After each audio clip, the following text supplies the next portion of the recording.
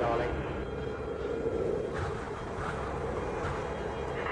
I hope you're tucked up in a nice warm bed. High on Everest, in the death zone, with little hope of rescue, a climber contacts his wife. We're looking forward to looking after you when you get home. Because they will find you. Try not to worry too much.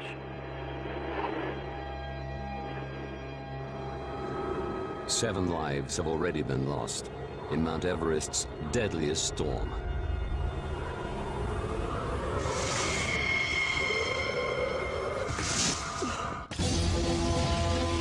Disasters don't just happen.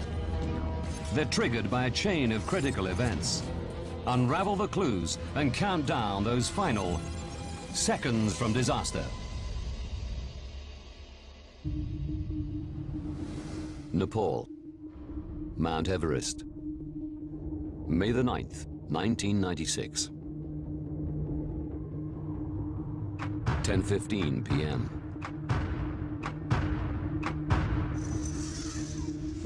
Climbers from two commercial expeditions prepare to leave Camp 4, the highest camp on the mountain.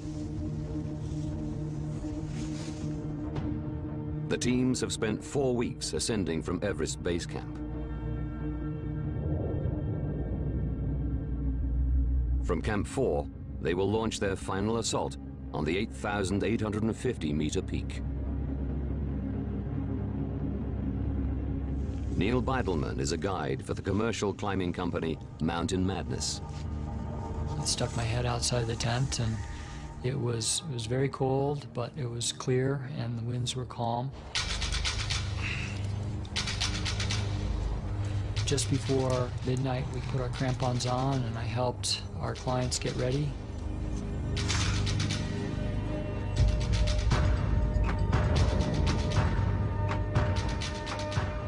"14 client climbers are making a bid for the world's highest peak.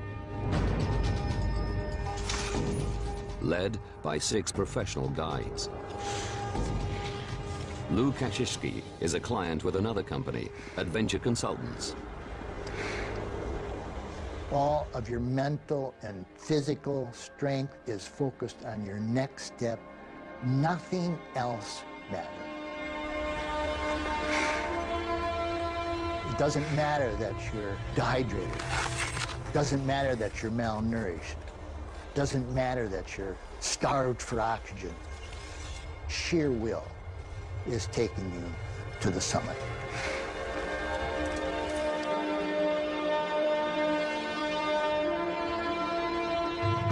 "5:30 a.m.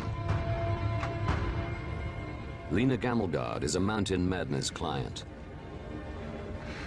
I felt excited, scared. I doubted myself. I wanted to test myself against this grandiose fantasy of becoming an Everest mountaineer that was capable of surviving. Above 8,000 meters, the climbers have now entered the death zone, where the air is too thin to support human life. I knew that if I make the slightest mistake here, I am going to die. If you twist your ankle, if you get a little bit lost from the main route, you are dying as you climb higher because there's not enough oxygen to sustain yourself. Mountain Madness leader Scott Fisher is at the rear of his group to help slower climbers.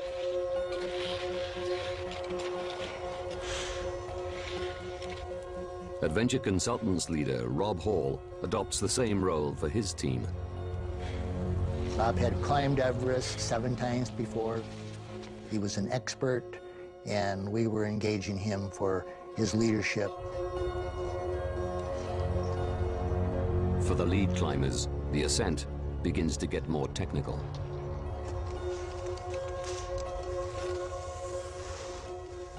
Neil Beidelman, one of Scott Fisher's guides, has to fix ropes up to the south summit, 100 meters below the main Everest peak.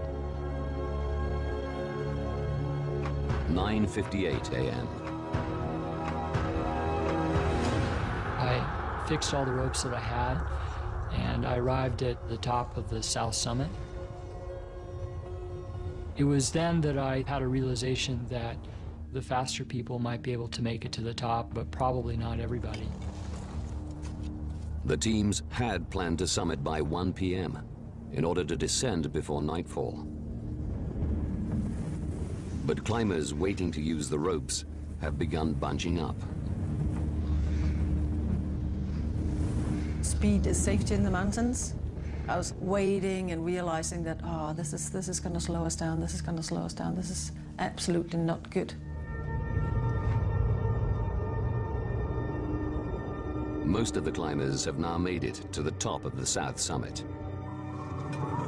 Ahead of them is the Southeast Ridge and Hillary Step. Again, the trail needs fixing with ropes. But one of the Sherpas assigned this role hasn't reached the south summit. Guides Neil Beidelman and Anatoly Bukhriev need to make a decision. I looked at Anatoly and said, look, if anybody's going to summit today, we got to do this, and we got to do it right now.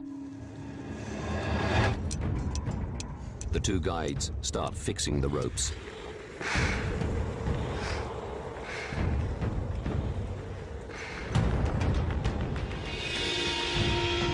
The leading client climbers traverse the Southeast Ridge.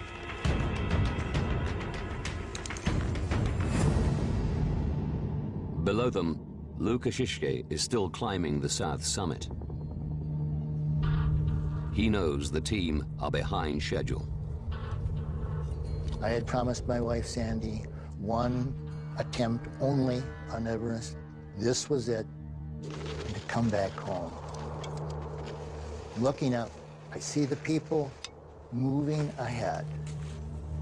The only voice within me at that point was, they're going, I'm going. And I continued to move up.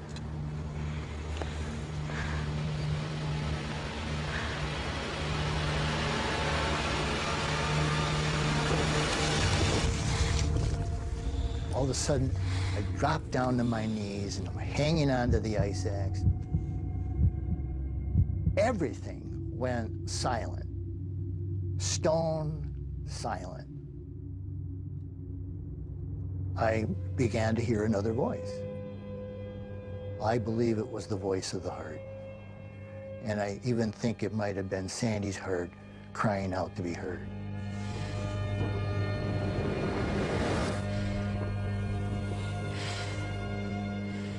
I looked up at the top because I wanted to visualize me standing on top of Everest.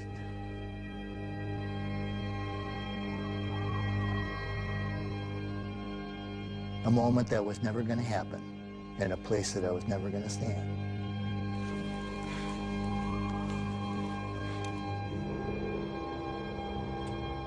Lukashishke turns around and heads back to Camp 4.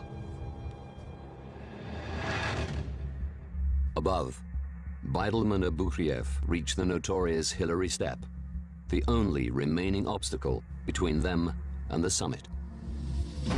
It's another section that needs roping. Bukhriev sets off first. He climbed to the top of the Hillary Step using some of the old ropes that were there and an ice axe.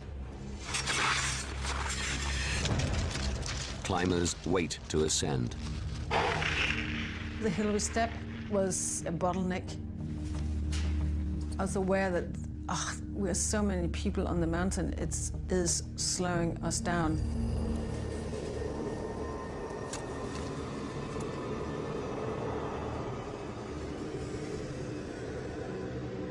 (1:07 p.m.) Above the Hillary Step, Bukhriev makes the short climb to the top of Everest. When I arrived on the top, we congratulated each other.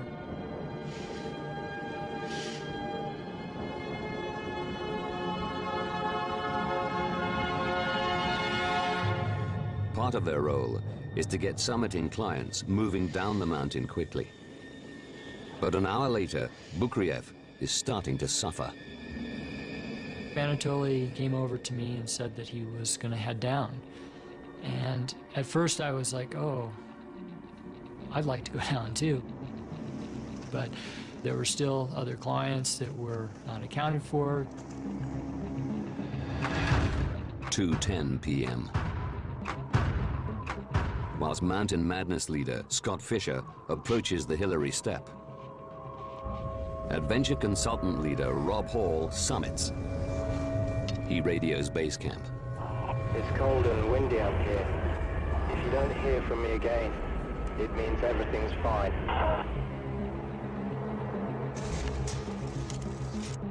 2:30 p.m. All the Mountain Madness clients reach the summit. But there's no sign of their leader, Scott Fisher. Neil Beidelman is now in sole charge of the group. Nobody was going to just touch the top and turn around in a minute. I just couldn't get people up fast enough to head back down. The Mountain Madness team begin their descent. At the Hillary Step, the group come across their expedition leader, Scott Fisher. He's still ascending. I was a little miffed when I passed him that he was so far behind. I really expected him to be with the team. The descending Mountain Madness group make their way down the upper sections of the mountain to reach the south summit.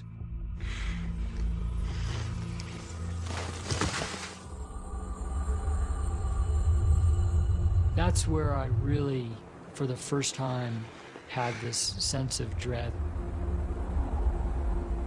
Beidelman notices a marked change in the weather conditions below. I knew that we would be walking into, at minimum, a good squall. 16 hours into the climb, oxygen supplies are running low. Then, at the bottom of the south summit,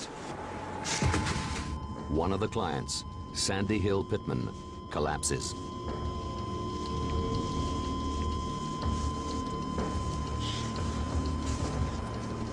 She's given an emergency shot of a steroid, dexamethasone. And I go over there and Sandy can barely talk.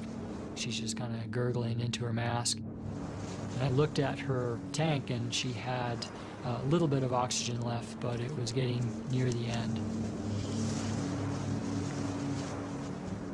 I have to give all of my effort to get Sandy stood up and start to drag her off the mountain, otherwise she's dead. There's no question about that.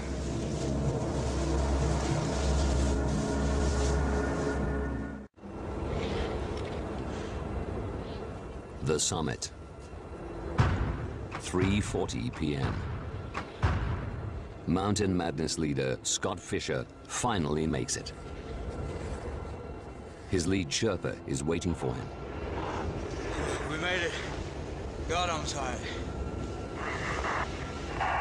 Get down the mountain, Scott.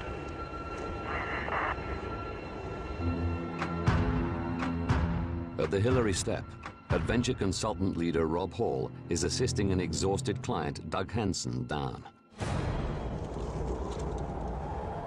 Mike Groom, one of the 6 guides, spots him. I look up to the Hillary Step, and I remember doing this to Rob, and he responded. So I thought, okay, everything's okay.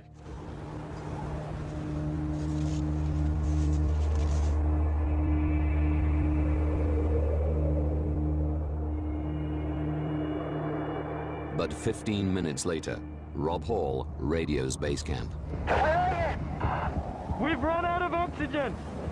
I'm with Doug and he's collapsed above the Hillary Step. We need oxygen to be brought up from the south summit. 800 meters above, Rob Hall is with Doug Hansen, descending the Hillary Step.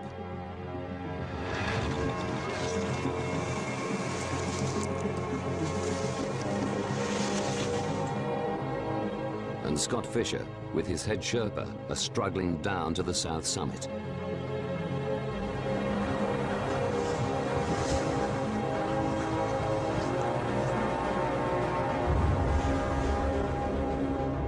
Below them, Mike Groom and Neil Beidelman are approaching the South Col when the storm finally strikes. 7 p.m.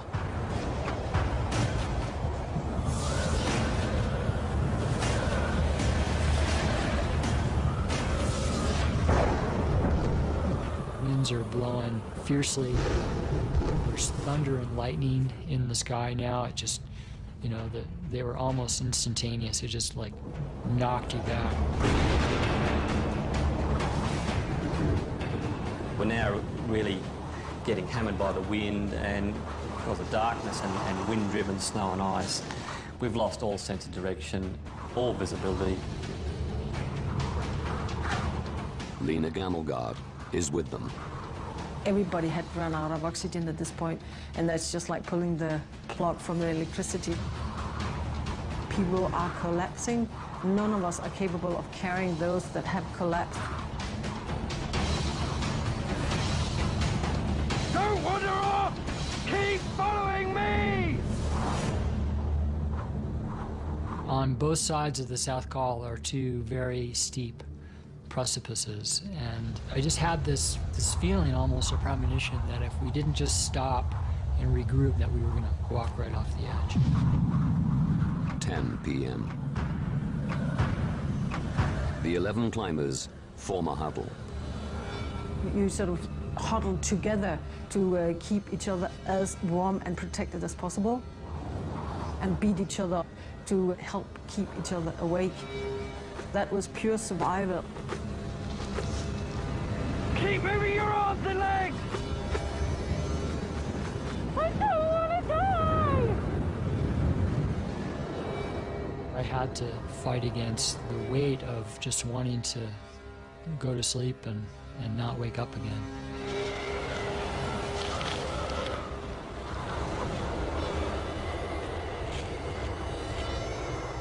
Then, for a brief moment, the clouds clear. What I saw was the outline of two peaks. This was the chance that we were looking for. This was our opportunity. Seeing the peaks gives the climbers a bearing. They set off towards Camp 4. But some are so exhausted they can hardly stand. If you can't walk, crawl! The guides decide to leave those that can't move behind. It did make sense, otherwise we're all probably going to die. Stay together! Don't separate! I'll go and get help and bring it back! Groom and Beidelman struggle on with the climbers who can walk. We were the only ones at this point that were able to move. 5 are left behind.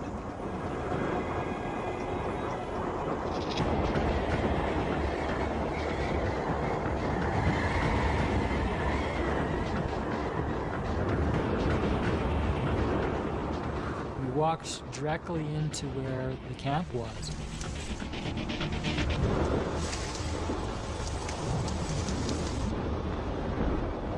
And the tent door opens and someone pulls me inside. And I recall them breaking ice off around my face and throwing a couple of sleeping bags over the top of me. And that's the last thing I remember. I was shaking so uncontrollably that it was clear that me going back out, I'd be another victim. Lena Gammelgard tells Anatoly Bukriev about the group they left behind. I explained to Anatoly, they're so close. You have to walk in that direction to find them.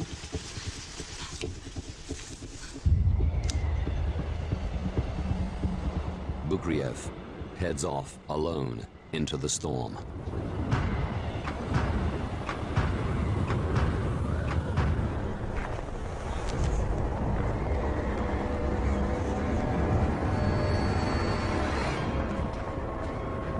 guides a barely conscious team member back to Camp 4.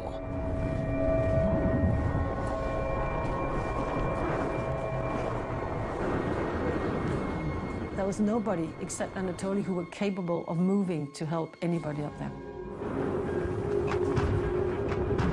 3 a.m. Bukriev leads 2 more climbers to the camp. But he doesn't have the strength to rescue the remaining 2 clients.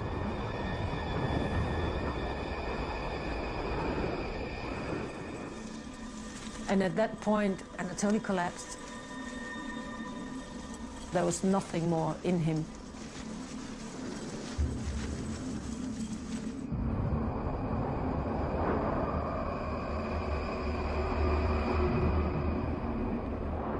Six climbers from the 2 teams, including leaders Rob Hall and Scott Fisher, are still out on the mountain. They've been out there for over 24 hours.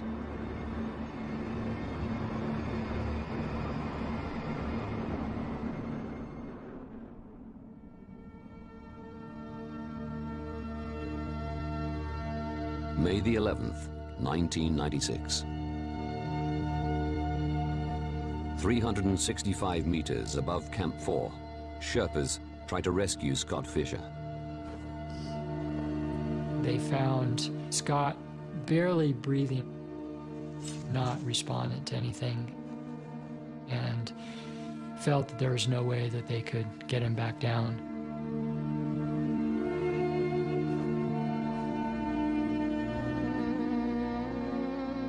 Sherpas attempt to reach Rob Hall on the south summit, but they are forced to turn back 213 meters below his position due to worsening weather. He's still alive, but frostbitten and unable to descend. Base camp patch Rob Hall's radio through to his pregnant wife at home in New Zealand. Hey, darling. I hope you're tucked up in a nice warm bed. You sound much better than I thought you would. How are your feet? I haven't taken my boots off to check, but I think I may have a bit of frostbite. We're looking forward to looking after you when you get home. Because they will find you. Try not to worry too much.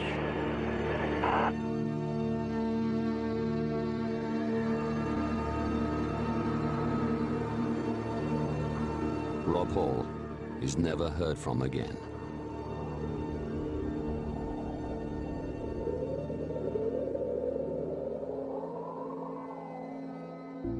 The storm that struck Mount Everest on May the 10th, 1996, claimed 8 lives.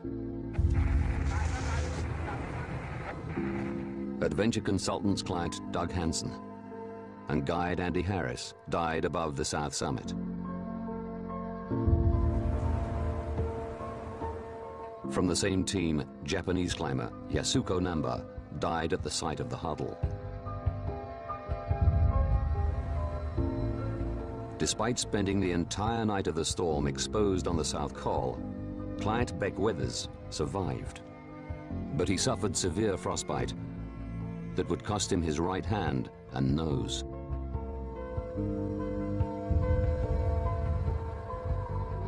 Leader Rob Hall's body was found below the south summit on May the 23rd.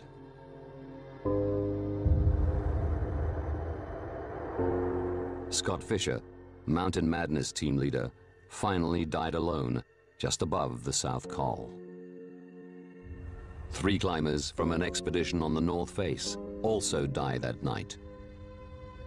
It was the worst single disaster in Mount Everest's history.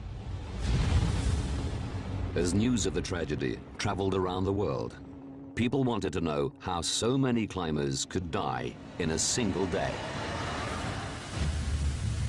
Now, by rewinding the events and examining the evidence, we reveal why disaster was inevitable and how 2 leaders as experienced and able as Rob Hall and Scott Fisher could end up in such a death trap.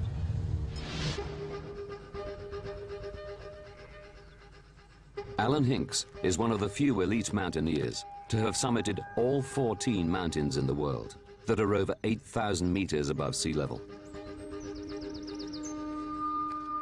Everest, the highest of them all, is 8,850 meters. Above 8,000 meters, it's like another world. It's a bit like you're suffering from flu and you've got a hangover and you're trying to push yourself on a marathon. Everything takes a massive amount of effort, just thinking, just moving.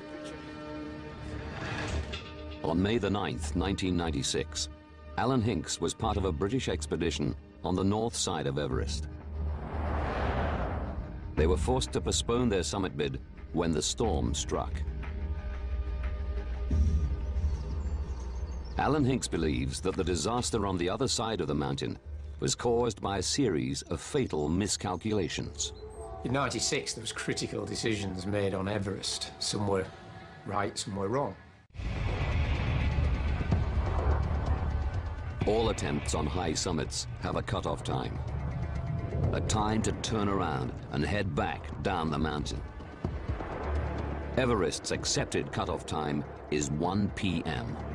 Head for Camp 4 any later than that, and the risks begin to multiply. Turnaround times are important because you're going to get more exhausted and you're going to run out of bottled oxygen. Delaying the descent beyond 1 p.m. also means returning in the dark. You can't see properly, even with a head torch on. And it's just adding to the disorientation with the fatigue at extreme altitude. On Everest, late in the day, the weather is also likely to rapidly deteriorate. Once it gets dark, it gets much, much colder. 40 below is quite possible. And if it's in a storm with the wind, you could easily get minus 60. And it's just stripping the life out of your body. So you must have a turnaround time and stick to it. Before the 1996 ascent, both groups discussed a turnaround time of 1 p.m. We need to be on the ridge at daybreak. We need to be on the south summit by 10 or earlier, and on the summit by 12. Absolute drop-dead time was 1 o'clock. That wasn't our target time that we wanted to be leaving the summit. That was the maximum, the latest in the day. But at 1 p.m. on May the 10th, not a single climber from either expedition had reached the summit of Mount Everest. It's not until 4 p.m. that the final 2 climbers reach the top. One of them is Rob Hall, the adventure consultants leader who had initially set the 1 p.m. deadline. Alan Hinks wants to understand why these delays in getting to the summit happened. The biggest delay on the ascent had been because of bottlenecks at 2 sections of the climb, below the south summit and on the Hillary Step. These are the most technically demanding parts of the climb and require fixed ropes. Fixed ropes are necessary on Everest to make sure people can get up, but more importantly, get down safely. Clearly, someone has to go first and fix the ropes on the steep sections. As the clients arrived at the bottom of the south summit, no ropes had been fixed. The plan was for Lobsang, our head climbing Sherpa, and Rob's head climbing Sherpa to leave the tent 2 hours before us to enable them enough time to get the ropes in place. But as the climbers waited, Weidelman found Sherpa Lobsang showing signs of altitude sickness. There was Lobsang sitting with his elbows on his knees and he was vomiting. So I reached into Lobsang's pack and I grabbed all the ropes that he had. Lobsang never was able to recover and come to the front of the group and to start fixing ropes. Alan Hinks believes that the rope-fixing failure shows the plan itself was flawed. Sending 2 Sherpas up to fix the ropes, you know, a couple of hours before everybody went to the summit is cutting it fine. If one or both of those people are affected dramatically by the conditions, then that's the end of fixing the ropes. Guides Anatoly Bukriev and Neil Beitelman eventually took responsibility for fixing ropes. But climbers from both teams were forced to wait as they worked. Nowadays, to help reduce the delays on Everest, you'd send a team ahead to make sure the mountain's fixed before anyone sets off.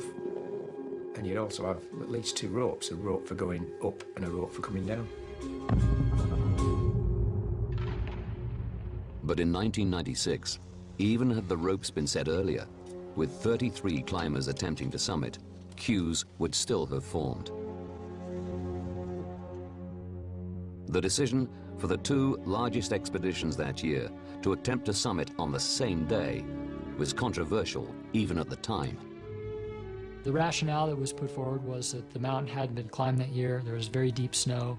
By combining forces, we'd have more Sherpa and guide support. At one point, Rob said that, well, there'd be some strength in numbers, but that didn't make any sense because more numbers means more complexity means more things can go wrong. 2 teams joining forces not only added to the delays, it also altered the stakes for both leaders. Although good friends, the 2 expedition leaders were in competition in the new game of commercial expeditions on Everest. There probably would have been a bit of pressure, rivalry between the 2 expeditions. I mean, that's only human nature. Adventure Consultants was set up by Rob Hall in 1992. The company pioneered the commercial expedition model, where professional climbers get paying clients up the mountain. Want of a better word, Rob was the market leader on Everest. Everybody respected him. Scott Fisher was the new kid on the block, a charismatic, charming leader with movie-star looks. 1996 was his first commercial attempt on Everest. Scott was always struggling for finances, so he was always thinking ahead and always thinking about what's going to create the funding for the next expedition. Both leaders knew success in this expedition would result in more clients the following season. And on May the 10th, most of Scott Fisher's clients made the summit before Rob Hall's. It's a situation that may have persuaded Hall to carry on climbing with his clients past the turnaround time. Rob was looking at all of the Fisher expedition members going to the summit. There's no question in my mind that that was an influencing force, watching them go. The responsibility for turning the clients around ultimately rested with Scott Fisher and Rob Hall. So why did such experienced climbers fail to make the important decisions that might have saved lives?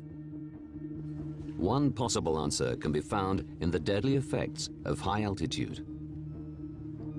Dr. Jeremy Windsor has devoted his professional life to the study of the effects of altitude on the human body and mind. In 2007, he was part of a research expedition to the summit of Everest, conducting groundbreaking experiments in the death zone. Everything that you encounter at 8,000 meters seems to be going against you. The oxygen is incredibly thin. There's just a third of the oxygen available at 8,000 meters than what you'd find at sea level. This is a place where the human body isn't designed to survive. Climbers suffer a rapid deterioration of bodily functions, a condition known as hypoxia. Retinas can hemorrhage. The heart rate increases, and arteries constrict. It also seriously impairs mental function. Whether it's your short-term or long-term memory, your concentration span, your ability to arrange shapes or to list numbers or spell words, any simple neurological test, they all come out as being impaired at altitude. They're just flickers of thoughts, half-finished words and vague ideas just floating through your mind. In the death zone, the decision-making capacity of all the climbers would have been severely diminished. But reports from the mountain suggest that Scott Fisher was suffering more than most. Scott was definitely not the Scott that I knew on that particular day. Throughout May the 10th, he'd repeatedly said he was sick and exhausted and was seen stumbling. This could be evidence that Scott was suffering from something more serious than hypoxia: high-altitude cerebral edema, or HACE.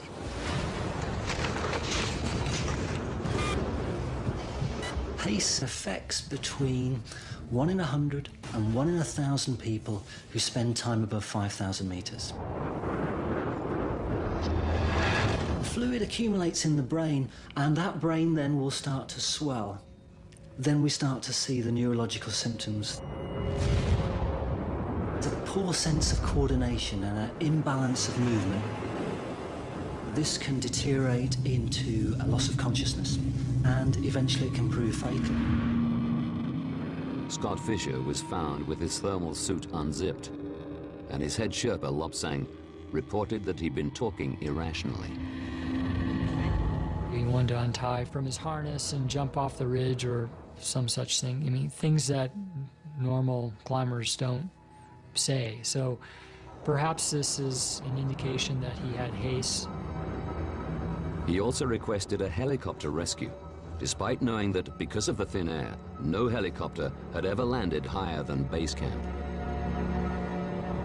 For a man of his skills and talents, to ask for a helicopter rescue clearly reflects that he was in a terrible state in those last few hours when he was with Lobsang.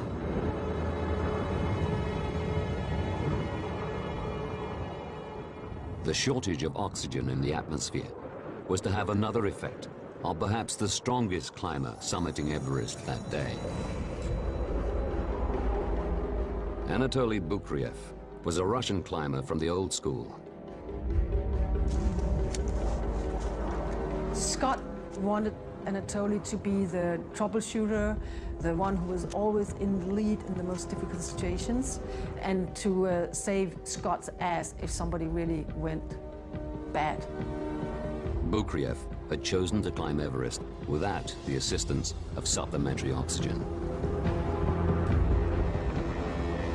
Bottled oxygen keeps you warmer, you're probably making better decisions, you've got more oxygen for your brain, obviously. What the clients want from the guide is the marginal difference in strength and experience and awareness above their own abilities to keep them safe and to help them out. And if you choose to not climb with oxygen and your client is, you're giving back most, if not all, of that marginal safety. Lack of oxygen meant Bukriev was unable to stay on the summit for long. His help during the descent could have made a critical difference. I wish that Anatoly had stayed with us and not descended on his own. Perhaps we would have been able to get back to the camp before the storm came. But one thing is certain. Once the storm struck, Bukriev was a lifesaver. Anatoly did make a very heroic effort to go back out there and save many lives. What he did at that point was superhuman.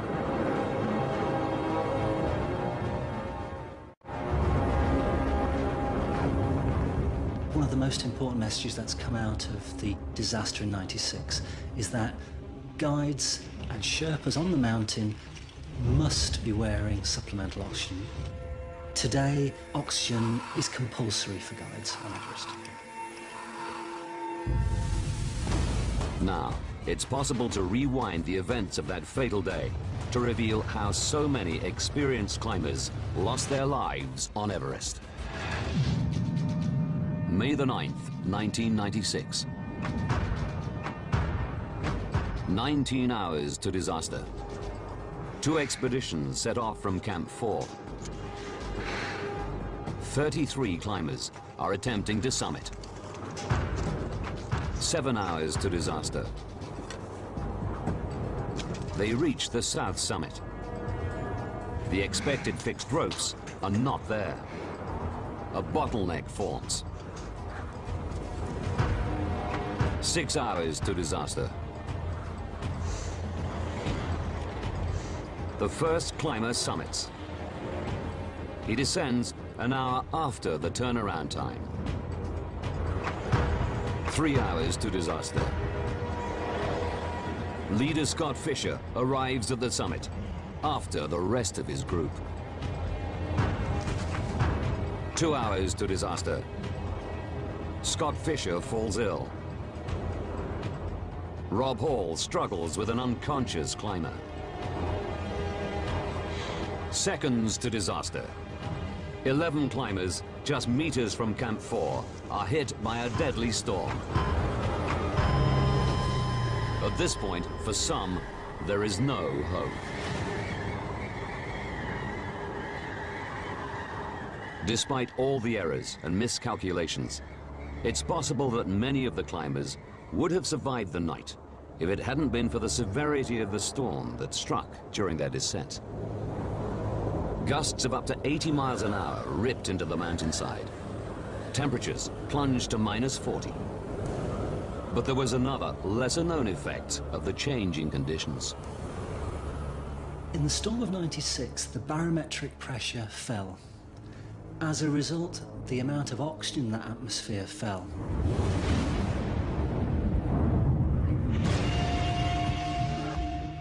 It's been calculated that the amount of oxygen in the atmosphere may have dropped by up to 14% as the storm swept in, at a time when they had all run out of supplementary oxygen. There was a real step.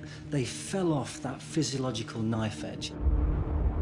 For a group who'd spent 24 hours on the mountainside, already starved of oxygen, this drop made all the difference. It's that very knife edge that makes climbing Everest such a deadly undertaking. A successful summit bid is dependent not only on careful planning. Whenever you climb Everest, you need that perfect weather window. You need everything in your favor. You need the wind speeds to be low, the air temperatures to be warm, and the sky to be clear. Mountain Madness believes that the guiding industry is made up of a community of like-minded individuals that work cooperatively on the mountains. In this instance, it could be argued that competitiveness between guiding companies may have led to mistakes. But it was ultimately Mother Nature that ruled the day. Today, weather forecasts are more accurate. The hardest sections are roped well ahead of time. Important decisions are made at base camp rather than at altitude. And guides must use oxygen. But dangers remain. I think there's kind of a misconception of that if we really analyze everything into the slightest detail, then people will stop dying on Everest. Dream on. It's never going to be risk-free, climbing Everest. If you want to be safe, don't climb mountains. Don't go in the first place.